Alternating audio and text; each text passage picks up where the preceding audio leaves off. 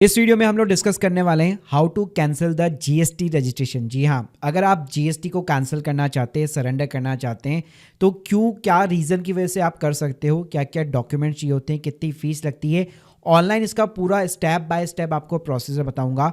और रिक्वेस्ट डालने से पहले कुछ चीज़ें आपको पता होनी चाहिए, और सरेंडर करने के बाद में भी आपको एक GSTR 10 फाइल करनी पड़ती है, तो वो भी मैं आपको इस वीडियो के अंदर एक्सप्लेन करने वाला हूँ। तो प्लीज़ पूरा वीडियो यहाँ पे ज़रूर देखिएगा। वीडियो को शुरू करने से पहले बताना चाहूँगा, अगर आप माई ऑनलाइन से एक्सपर्ट्स के थ्रू अपने GST को कैंसिल या फिर सरेंडर की रिक्वेस्ट डलवाना चाहते हैं, link in the description box. सबसे पहले अगर बात करें कि GST सरेंडर के यहाँ पे क्या रीज़न हो सकते हैं, तो मल्टीपल रीज़न हो सकते हैं कि आपका बिजनेस क्लोज हो चुका हो, आपका जो टर्नओवर है GST की जो थ्रेशोल्ड लिमिट है उसके अंडर आ चुका हो, तो अब आपको GST की रिक्वायरमेंट नहीं है। इसके अलावा ये भी हो सकता है सिनेरियो कि आपका बिजनेस जो है किसी और एंटिटी के साथ में मर्ज हो चुका हो, या मान लो पहले आपकी प्रोप्राइटरशिप फर्म थी, अब आपने लीगल एंटिटी यहाँ पे अपनी चेंज कर ली। ये भी हो सकता है कि जो प्रोप्राइटर है उसकी यहाँ पे डेथ हो गई। तो काफ़ी सारे मल्टीपल केस हो सकते हैं। इसके अलावा अगर बात करूँ मैं कि GST की कैंसिलेशन रिक्वेस्ट से पहले क्या चीज़ें आपको ध्यान में रखनी है। पहली चीज़ ये कि GST की कैंसिलेशन डालने से पहले मेक श्योर कीजिए कि सारी जो GST की रिटर्न्स है वो आपकी प्रॉपर यहाँ पे फाइल होनी चाहिए।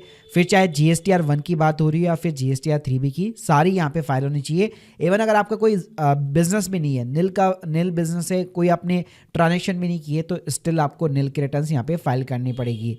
इसके अलावा जितनी भी आपका टैक्स पेमेंट है, अगर कोई लायबिलिटी है, उसको आप क्लियर कीजिए। किसी भी टाइप के आपका नोटिस वगैरह कुछ भी आपके पास पेंडिंग नहीं होना चाहिए। ITC भी जो है आप रिवर्सल कर सकते हैं यहाँ पे जो क्लोजिंग स्टॉक्स है उसके ऊपर। तो ये सारी चीज़ें आपकी क्लियर होनी चाहिए। देखो, डॉक्यूमेंट्स की बात करो तो वैसे कोई डॉक्यूमेंट चाहिए नहीं होता है, सिंपली आपको लॉगिन डिटेल्स चाहिए होगी GST पोर्टल की। गवर्नमेंट की कोई फीस नहीं है, लेकिन हाँ प्रोफेशनल को हायर करोगे तो वो अपनी एक फीस जरूर यहाँ पे चार्ज करेगा। साथ में बिजनेस क्लोजर का प्रूफ हो सके तो एप्लीकेबल हो सकता है कई केसेस के अंदर। अगर कंपनी का केस है तो वहाँ पे ऑथराइज लेटर और बोर्ड का रेजोल्यूशन वगैरह चाहिए होता है। बात करते हैं कि आपको कैंसिल कैसे करना है, तो बड़ा ही आसान है। जैसे आपके सारे कंप्लायंसेस वगैरह यहाँ पे फुलफिल रहते हैं, उसके बाद में कहीं सिंपली तरीके से आपको सर्विस वाले टैब के अंदर जाना है। यहाँ पे आपको रजिस्ट्रेशन के अंदर ही application for the cancellation of the registration यहाँ पे मिल जाने वाला है, लेकिन इस एप्लीकेशन से पहले अपने सारे कंप्लायंसेस यहाँ पे जरूर फुलफिल कर लीजिएगा। अब गाइस, जैसे आप इस एप्लीकेशन को यहाँ पे ओपन करते हैं, इसके अंदर आपको 3 टैब सिंपली तरीके से दिखने वाली है। ऊपर आपको GST नंबर, अगर legal name of the business, ये बेसिक सी डिटेल्स आपको यहाँ पे दिखने वाली है। इसके बाद में गाइस नीचे आता है address for the future correspondence. जी हाँ, तो देखिए ऑब्वियसली बात है, अगर आप अपना बिजनेस बंद कर चुके हैं, अगर आपकी कोई जगह रेंट के ऊपर थी, तो अब आपका यहाँ पे एड्रेस भी चेंज हो चुका है। तो लेट्स सपोज गवर्नमेंट को फ्यूचर के अंदर कोई भी लेटर वगैरह कुछ सेंड करना है, तो उसके लिए आप एड्रेस यहाँ पे प्रोवाइड कर सकते हैं। अगर आपका principal place of the business का एड्रेस यहाँ पे फ्यूचर कॉरेस्पॉन्डिंग एड्रेस के लिए सेम रहने वाला है, तो सिंपली तरीके से इस बॉक्स पे जैसे आप क्लिक करेंगे तो वो एड्रेस भी यहाँ पे सेम हो जाएगा।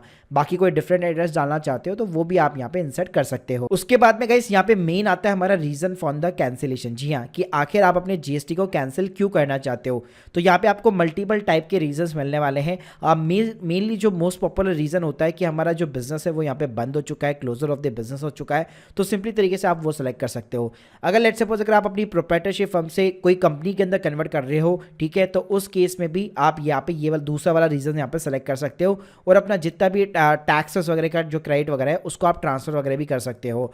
इसके अलावा कोई और रीजन है तो यहाँ पे आपको अदर का भी ऑप्शन मिल जाता है। अगर डेथ हो जाती है प्रोप्राइटर की, तो वो रीजन भी यहाँ पे सिंपली तरीके से दिया हुआ है। उसके बाद में गाइस यहाँ पे आपको डेट डालनी है कि किस डेट से आप अपने रजिस्ट्रेशन को कैंसिल करना चाहते हो। तो अगर आप चाहते हो तो करंट डेट डाल सकते हो, वरना पास्ट में भी आप कोई सी भी डेट यहाँ पे पिकअप कर सकते हो। उसके बाद गाइस नीचे आता है tax payable on the stock. जी हाँ, तो देखिए अगर आपके पास में क्लोजिंग स्टॉक पड़ा हुआ है, तो जैसे मैंने बताया कि आपका इनपुट टैक्स क्रेडिट रिवर्सल होना चाहिए, तो यहाँ पे आपका सारा जीरो होना चाहिए। अगर आपकी कोई लायबिलिटी वगैरह बनती है तो प्लीज़ अपनी GSTR 3B GSTR 1 के थ्रू उसको सेट ऑफ कर दीजिएगा। वो सारी चीज़ें हो जाती है तभी जाके आपको ये वाली जो एप्लीकेशन है कैंसिलेशन की वो यहाँ पे फाइल करनी है। तो अगर आपके पास में कोई भी क्लोजिंग स्टॉक्स नहीं है, कोई टैक्स क्रेडिट नहीं बचा हुआ है, तो सिंपली तरीके से इसको कुछ भी करने की जरूरत नहीं है, सभी जगह आपको सिंपली तरीके से जीरो डालना है। ये सारी चीज़ें करने के बाद में गाइस यहाँ पे सिंपली तरीके से आपको वेरिफिकेशन का टैब मिल जाता है, तो आपको वेरीफाई करना है। सिंपली तरीके से आपको जो ऑथराइज सिग्नेटरी उसको सेलेक्ट करना है, अपना प्लेस डालना है, और जैसे हम लोग नॉर्मली EVC डालते OTP डालते उस तरह से OTP एंटर करना है। अब गाइस बात करते हैं स्टेजेस की, तो जैसे आपकी एप्लीकेशन यहाँ पे ईवीसी के थ्रू सबमिट हो जाती है, आपका जीएसटी का जो रजिस्ट्रेशन है वो हैंड टू हैंड कैंसिल नहीं होता है। जब आप अपना जीएसटी का यहाँ पे स्टेटस वगैरह चेक करेंगे तो यहाँ पे आपको जीएसटी का जो स्टेटस है वो सस्पेंडेड दिखाने वाला है। जी हाँ, तो जिस दिन से आप अपनी एप्लीकेशन कैंसिलेशन की डालते हैं, आपका जीएसटी जो अल्टीमेटली सस्पेंड हो जाता है, मतलब उसके अंदर आप कोई भी फ्यूचर के अंदर आपको कोई भी रिटर्न वगैरह फाइल नहीं करनी पड़ती है। लेकिन ध्यान रखिएगा, सस्पेंड का मतलब ये नहीं है कि आपका जीएसटी जो है कैंसिल हो चुका है। राइट नाउ यहाँ पे गवर्नमेंट के जो ऑफिसर है उनकी अप्रूवल मिलना यहाँ पे ज़रूरी है, तो वो उनके ऊपर डिपेंड करता है कि आपने जो एप्लीकेशन फाइल की है उसको अप्रूव करे या रिजेक्ट। तो सिंपली तरीके से उसका आपको अलर्ट वगैरह भी मिलता है। तो यहाँ पे ये जो स्टेटस है सस्पेंड से सिंपली तरीके से कैंसिल होना चाहिए। तो देखिएगा, जैसे यहाँ पे आपका जीएसटी कैंसिल हो जाता है तो आपको गवर्नमेंट की तरफ से ऑर्डर भी दिया जाता है, order for the cancellation of the registration, जिसके अंदर प्रॉपर तरीके से आपको एक कंफर्मेशन मिल जाती है कि मेरा यहाँ पे जीएसटी वगैरह जो है कैंसिल हो चुका है। बस गाइस, जब आप उसका यहाँ पे स्टेटस भी चेक करेंगे तो यहाँ पे आप देख सकते हैं सस्पेंड से सीधा cancel on the application of the tax payer, इस टाइप का आपको स्टेटस दिखाने वाला है। तो जब तक ये स्टेटस नहीं दिखा देता तब तक आपकी एप्लीकेशन यहाँ पे कैंसिल नहीं मानी जा सकती। तो इस स्टेटस का हमेशा यहाँ पे वेट कीजिएगा और प्रॉपर यहाँ पे गवर्नमेंट की अप्रूवल जरूर लीजिएगा। अब गाइस बात करते हैं कि जैसे आपका जीएसटी एक बार कैंसिल हो जाता है उसके बाद में आपको एक जीएसटीआर 10 फाइल करनी पड़ती है। तो जीएसटीआर जो 10 है वो विद इन द 3 मंथ्स आपको फाइल करनी पड़ती है। जैसे आपको जीएसटी कैंसिलेशन का यहाँ पे अप्रूवल लेटर मिल जाता है, अगर आप इसको टाइम पे फाइल नहीं करते तो आपके ऊपर 100 रुपये पर डे या फिर 10,000 रुपये की मैक्सिमम पेनल्टी भी लग सकती है। फाइल कैसे करनी है तो मैंने इसके ऊपर पूरा एक सेपरेट वीडियो बना रखा है, चलिए मैं आपको थोड़ा सा यहाँ पे समराइज कर देता हूँ। गाइस, आपको सिंपली जो अपने पोर्टल के अंदर यहाँ पे लॉग इन करना है। रिटर्न्स के अंदर आप जैसे जाएंगे यहाँ पे आपको फाइनल रिटर्न के नाम से सिंपली तरीके से एक सेक्शन दिख जाने वाला है।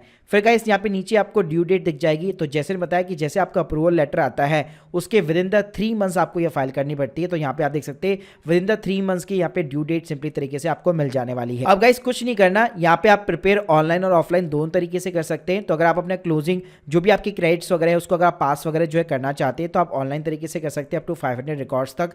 तो यहाँ पे आप देख सकते हैं आपको address of the future correspondence मिलने वाला है। तो इसके अंदर अगर आपको कोई डिफरेंट एड्रेस डालना है तो वो आप डाल सकते हैं, वरना अपना सेम जो प्रिंसिपल प्लेस का एड्रेस है वो भी आप यहाँ पे रख सकते हैं। साथ में गाइस यहाँ पे सीए सर्टिफिकेट भी अपलोड करना पड़ता है, लेकिन ये केवल उस केस में एप्लीकेबल होता है जहाँ पे टेबल 8D एप्लीकेबल होती है, यानी कि गुड्स विदाउट इनवॉइस। अगर आप कोई ऐसी डिटेल्स यहाँ पे जो है एंटर करना चाहते हैं जहाँ पे आपके पास में गुड्स का कोई भी इनवॉइस वगैरह अवेलेबल नहीं है, तो वो चीज़ के केस में आपको एक सीए से सर्टिफिकेट वगैरह बनाना पड़ेगा, वरना नॉर्मली आप जो है गुड्स डिटेल विद इनवॉइस डाल के भी आप अपनी चीज़ें कर सकते हैं।